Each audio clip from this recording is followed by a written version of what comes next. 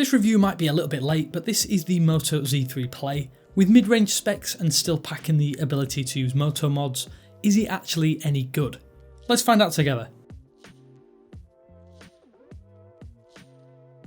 Okay, so first let's clarify that this isn't the Verizon Moto Z3 which packs in a Snapdragon 835. This is a slightly less powerful variant that includes a Snapdragon 636, 4GB of RAM and 64GB of expandable storage and a slightly larger than 1080p display.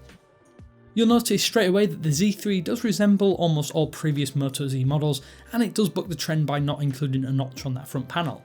The glass sandwich design is pretty much what we all know and expect from any phone over that $300 or so threshold, but the completely flat glass back does allow for the connection of the divisive Moto Mods.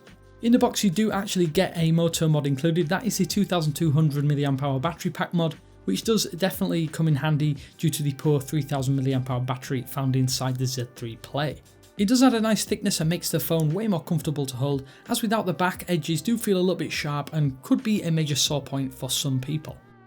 You won't find a fingerprint scanner on back either, instead it's in a weird right bezel position which makes it kind of a thumb only scanner due to the awkward positioning. It does work well despite that though, so no further complaints on the speed of it. Then either side of that you'll find the small volume keys, and on the left side of the phone the sleep wake button.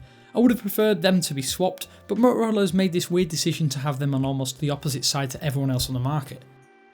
Now back around front you'll notice that the Motorola logo embossed on the bottom chin, not all the good look in my opinion, it just really cheapens the device. Overall though I can't complain about display, it's crisp, bright and is one of the best portions of the phone. There is no headphone port either, it's just a Type-C USB port that does mean dongle life will be par for the course if you want to use any wired headphones.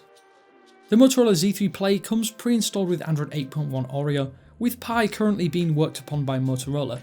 As you'd expect though, with this nearly stock version of Oreo, everything flies even with the modest hardware.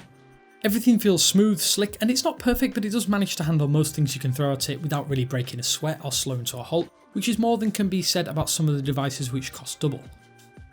One area where this device seriously impresses might not be the battery life, but the charge speed. The included turbo powered charger can give you around 45 to 50% battery in just 30 minutes from 0%, which does alleviate some of the small battery concerns if you choose not to bother with the Moto Mods. Another area that does impress somewhat is the camera, with the 12MP and 5MP rear shooters being good at best, but do take some sharp images that have good colour balance. You can get creative with the back shooter too thanks to the portrait mode. It even allows for subject isolation so that you can make some interesting images simply by changing the background to whatever you want. Overall I do like the images that this camera can produce, but I would never buy it if photography was an essential part of my phone usage.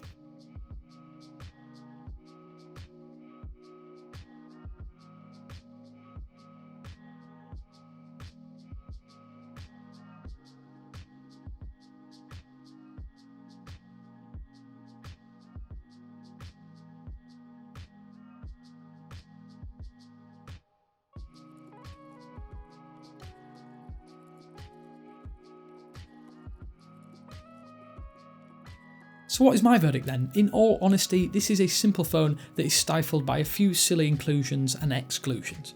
When you consider the price point, it becomes a little bit of a hard device to recommend, especially when you can pick up the superior OnePlus 6T for around about $50 more, and that does come with a much newer version of Android, more RAM, and overall one of the best experiences on the market for $500. Even with that said, this is the best Motorola phone on the market, and the Moto Mods do help improve all aspects of the device if you're willing to shell out more money to get these unnecessary extra features.